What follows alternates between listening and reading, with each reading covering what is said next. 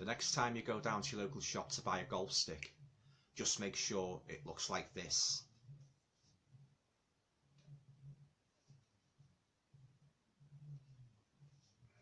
And not like this.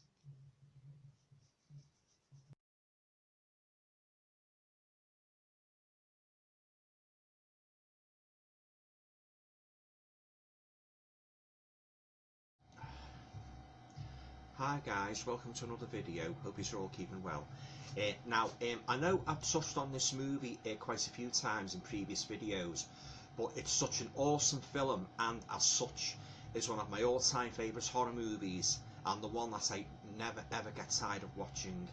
Now, I thought I would do a more detailed review of the film.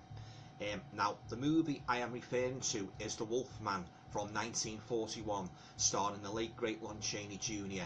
in the titular role. Now, I just love this movie so much. It is one of my all-time favourite horror movies beyond a shadow of a doubt.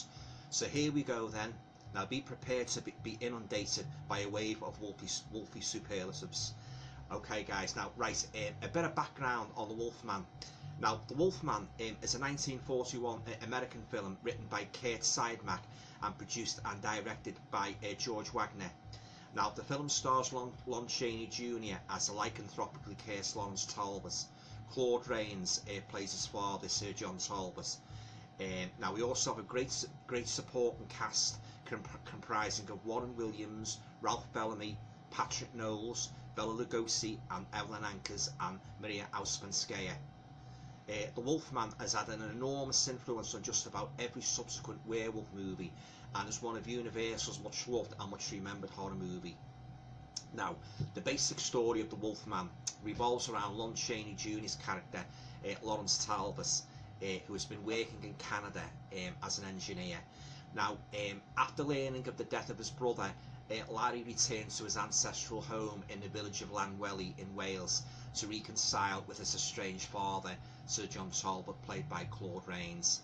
Now, as he settles settles down into life back home, Larry becomes romantically interested in a local girl named Gwen Conliffe, played by the lovely Evelyn Ankers, who runs a little antique shop, and who Larry first notices as he peers through a telescope in his bedroom, which points over the road towards Gwen's shop. Now, on the pretext of just having a casual chat with her, he purchases this silver-headed walking stick, from a shop, which is forged into the shape of a wolf. Now, Gwen tells him that it represents a werewolf, but Talbot scoffs at this initially, as his intentions are plainly concentrating more on courting Gwen, rather than giving any credence as to what to him it really is nothing more than some wild local superstitious nonsense centering around just a simple walking cane. Now, throughout the film, whenever the subject of werewolves is broached, the following poem, which has become so synonymous with Talbot's Wolfman creature, is recited. Even a man who is pure in heart and says his prayers by night may become a wolf when the wolfbane blooms and the autumn moon is bright, or in some instances, and the moon is full and bright. Such an iconic poem, that, guys. Yeah. Now, a lot of people erroneously believe that this poem is an actual piece of text from werewolf folklore, which it isn't. In actual fact, it's merely a rhyme created by the screenwriter Kurt Siodmak, along with other such fictitious werewolf tropes, as the curse being transferred to another from werewolf bite, the creepy wolf cane, etc. Yeah, they're all fictitious tropes built around the legend of the werewolf. Now, this poem would also pop up in all the sequels in which Talbot's Wolfman character appears. Now, getting back to the Wolfman's plot. Now, that night, while visiting a local fair, Larry hears screams ringing out from somewhere in the woods. Dashing to locate the source of the sound, he attempts to rescue Gwen's friend Jenny from what is an apparent wolf attack. Now, although he manages to kill the beast with his new walking stick, he unfortunately sustains a very nasty wound on the chest in the process. Now, an old gypsy fortune teller named Maliva, played superbly by Maria Ouspenskaya, who was camped nearby, reveals to Larry that the animal that bit him was actually her own son Bela, played by Bela Lugosi, in the form of a wolf. Now she also reveals the grim, ominous truth that Larry will transform into a wolf himself, because he was bitten by a werewolf and lives will also become a werewolf. Now, beginning to think that there is some truth in Malieva's ominous warning, Larry eventually becomes openly anxious and begs his father, Sir John, to tie him to a chair and keep him locked up in his room. Now, although Sir John reluctantly agrees to this, still believing that his son's fears are all in his mind, Larry does indeed undergo his first horrific transformation into the Wolfman and bursts out of his home to stalk the village in search of prey. Now, his first victim is the local gravedigger. Now, when he changes back to normal, Talbot retains vague memories of transforming into a werewolf and wanting to kill. Now, trying to convince the sceptical father that the gypsy's curse really does seem to be coming true, Talbot continually struggles to overcome his condition, but of course to no avail, as the horrific curse of the Wolfman grows stronger and stronger with each new full moon. But the Wolfman's reign of terror is eventually brought to a horrible and tragic end, because one fateful night in the fog-shrouded forest, Talbot is finally bludgeoned to death by his own father with his own silver walking stick after attempting to kill Gwen. Sir John Talbot watches in utter shock, disbelief and horror as the dead werewolf transforms back into his son's human form. Now, when Gwen witnesses this too, she breaks down and cries at Larry's tragic death as the local police arrive on the scene. The constable and the doctor presume that Larry was killed trying to save Gwen, but Sir John knows the horrifying truth and so is left alone to bury his other son. Now, all in all, a truly sad ending of a movie that would go on to become such a much loved, unforgettable universal classic monster film, The Wolfman. But Lawrence Talbot did not rest in his grave for long, for Lon Chaney Jr. would go on to reprise his classic role as the Wolfman in 4 more sequels, beginning with Frankenstein Meets the Wolfman in 1943 and ending in 1948 with the Abbott Costello Meet Frankenstein, which I tend to regard more as a homage spoof to all the previous Universal monster movies. Now, when Lon Chaney Jr. first played the part of the Wolfman, an absolutely classic horror movie character was born, a bestial monster whose sheer terror is tragically tinged with an overwhelming sense of pathos and doom. The most tragic, pitiable werewolf in horror movie history, Lawrence Talbot would spend many years of his life searching everywhere for a cure for his hellish lycanthropic affliction. Now, time after time, he'd have his hopes raised by various scientists and doctors of a cure or even a permanent end to his curse in the form of death, only to have them cruelly dashed at the last minute, as these doctors or experts eventually put self-interest before any intentions to really help poor Larry Talbot, and it was usually their attentions were usually concentrated more on reviving the Frankenstein monster. But anyway, back to the Wolfman. Now, I'd like to move on to all the particular aspects I love about the first Wolfman film, and they are: number 1, the great sense of pathos that Lon Chaney Jr. brings to the role of Lawrence Talbot. You really feel for him and feel sorry for him as he struggles to fight against the evil curse that has been thrust upon him. And that sad, tortured expression he always wore on his face gets me all the time. Shakes, he really put the part over, like, the torture he was going through. That countenance really conveyed the sheer living hell that poor cursed man was going through. If ever there was an actor that could really convey the sheer horror and despair of being cursed through his facial expression, it was Lon Chaney Jr. Fantastic performance, unforgettable performance. Number 2, the general atmosphere of the location in The Wolfman.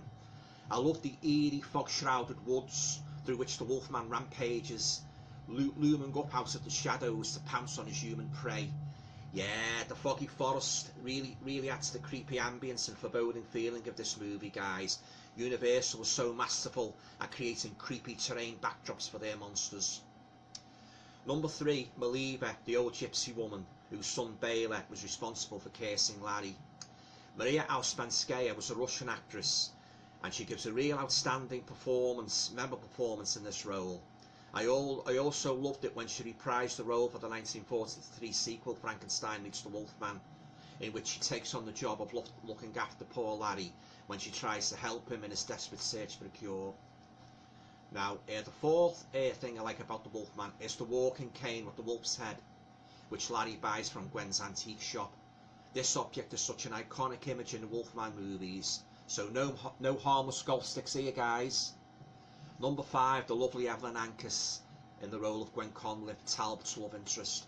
No wonder poor Larry was so besotted with her and pursued her as ardently as he did. Who could blame him? She was absolutely gorgeous and appeared in many Universal movies of the 1940s. Fine actress, Evelyn Ankers. Number 6, I also love the actual physical design of the Wolfman monster. Jack Pierce was a supremely consummate horror make-up man at Universal, and he did an excellent job making Cheney Jr. up as the hairy monster. Pierce was good at putting together all those creepy lap dissolve progressive make-ups, but I also read that this was a torturous process for the subject, for Lon Chaney had to sit still in the chair for up to 6 hours at a time, while Pierce carefully applied each part of the Wolfman make-up. Yes, indeed, Jack Pierce was such an integral and brilliant part of the whole Universal Monster Studio franchise. A man who certainly knew his job when it came to creating the look of terrifying movie monsters. Number 7, and last but by no means least, I absolutely love the musical score by Hans J. Salter and Frank Skinner. No, not that Frank Skinner. This theme really enhances the general creepiness, guys, and that ominous atmosphere that permeates this movie. These Universal composers were absolute masters at putting together a suitable musical score to go with all their wonderful monster movies. It's a great pity they didn't employ such iconic stereo musical scores in the horror movies of today. Lon Chaney Jr. often referred to the Wolfman as my baby. Well, that isn't a bad description of a horror character which has become so synonymous with Chaney Jr.'s name. The Wolfman, in fact, is the only Universal monster to be played by the same actor in all 1940s films appearances. I've said this before and I'll say it again, nobody can play the Wolfman quite like Lon Chaney Jr. His character Lawrence Talbot was one of the saddest, most tragic figures in the world of horror cinema that ever was. He was the unwilling monster you felt most sorry for, and the one whose story you always hoped would eventually have a happy ending. And a happy ending it's had indeed, because after all those years of desperately searching everywhere for a cure, wow guys, didn't we all just share Talbot's sheer relief and joy when he was finally cured from his horrible curse in the House of Dracula from 1945 by the kindly Dr. Edelman, played so brilliantly by Onslow Stevens. Now I always call House of Dracula the Happy Wolfman movie, because of course that's the movie where Talbot got his cure. Now such was the depth of his character, such was the sheer mastery that Lon Chaney Jr. brought to the role of Lawrence Talbot, that we horror fans could feel such strong emotions about his exploits. You know, it's such a great testament to Lon Chaney's ability as a highly talented, versatile actor. The old adage, like father, like son, certainly applies in this case, guys. The Cheneys certainly left a great legacy in horror cinema, didn't they? Well, there you have it, guys, my full review of The Wolfman from 1941, one of my all-time favourite Universal monster movies. The best werewolf movie, in my opinion, that was ever made, and one of Universal's greatest. Lon Chaney Jr.'s Lawrence Talbot character has, in my opinion, never been surpassed in terms of conveying just how torturous and hellish becoming a werewolf can be. Well, I hope you enjoyed this video, guys, and if you too like The Wolfman, please feel free to share your comments down below. Always love to hear from my fellow YouTubers. Yeah, absolute classic movie, The Wolfman. Oh, and remember, be sure to stay away from any dodgy looking golf sticks or walking canes.